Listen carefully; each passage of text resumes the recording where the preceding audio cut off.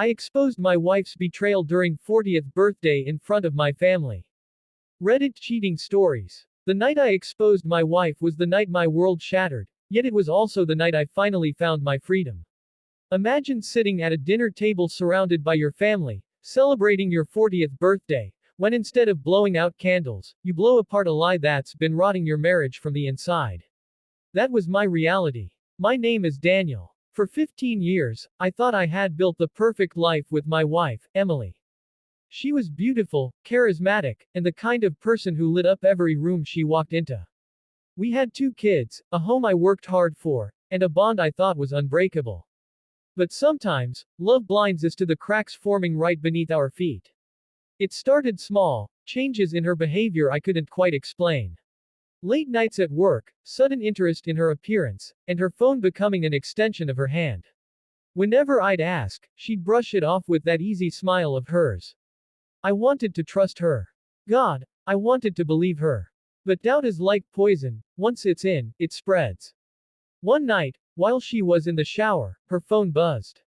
A message preview lit up the screen. Can't wait to see you again. Last night was amazing. My heart dropped. My hands shook as I read through messages that painted a brutal picture. My wife, the woman I trusted, had been having an affair. For days, I walked around in a haze, the betrayal clawing at me. I couldn't eat, couldn't sleep.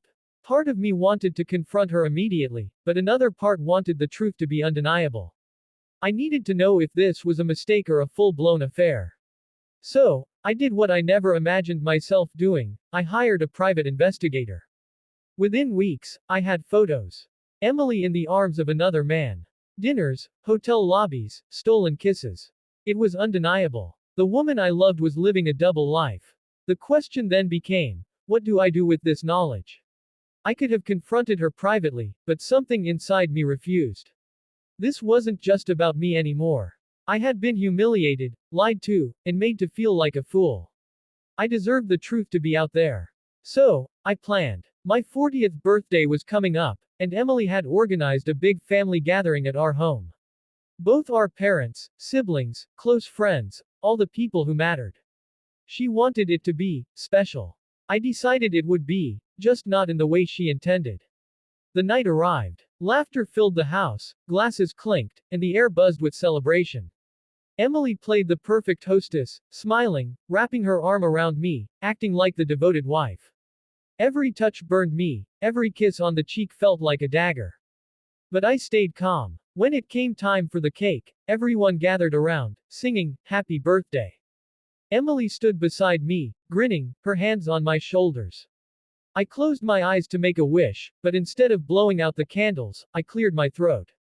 I want to thank everyone for being here tonight, I began, my voice steady though my heart pounded in my chest.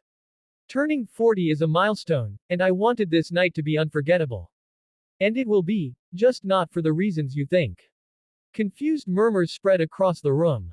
Emily's smile faltered. You see, I continued, pulling out an envelope from beneath the table. Birthdays are about celebrating life, love, and the people who stand by you. But what happens when the person you trust most betrays you? I laid the photos on the table one by one. Emily with her lover. Their stolen moments captured forever. Gasps filled the room. My mother covered her mouth in shock. Emily's brother cursed under his breath. Emily froze, her face drained of color. Daniel, this isn't, she stammered, reaching for the photos, but I pulled them back. Don't, I said sharply.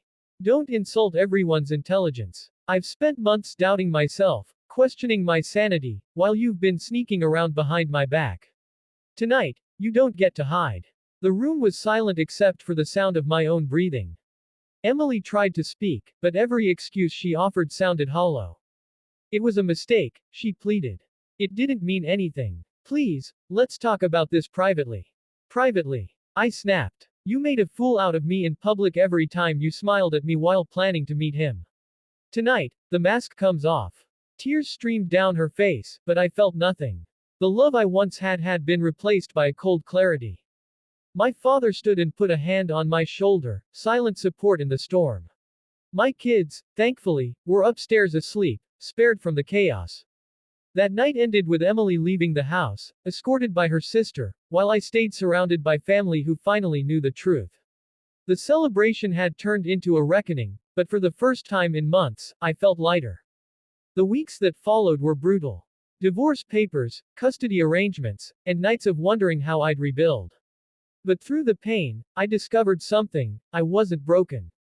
Betrayed, yes. Wounded, deeply. But broken, no. I threw myself into being the best father I could be.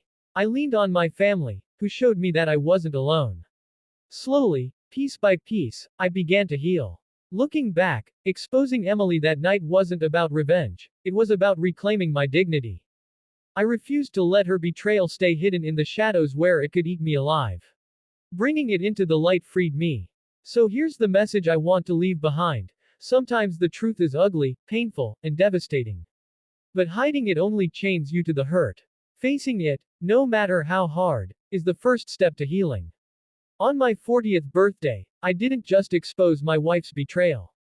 I exposed the strength I didn't know I had. And that, more than anything, is what made me truly free.